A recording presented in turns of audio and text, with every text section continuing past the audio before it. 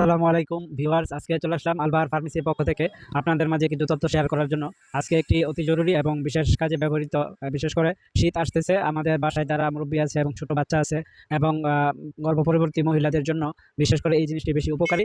তা হচ্ছে hot water bag অথবা গরম পানির ব্যাগ, আমরা যাই বলি না কেন।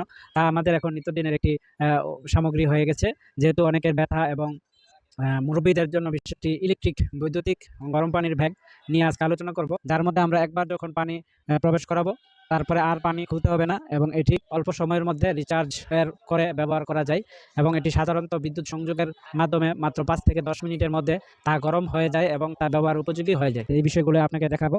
এই যে এটি একটি নতুন ব্যাগ, এর মধ্যে এরকম দুটি পার্ট আছে, যার মধ্যে একটি হচ্ছে কারেন্টের প্লাগ আর একটি হচ্ছে পানি এর ভিতরে প্রবেশ করানোর জন্য।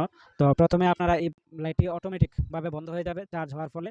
যখন 8 মিনিট বন্ধ হয়ে যাবে, 8-10 মিনিট, তখন এই প্লাগটি খুলে ফেলবেন।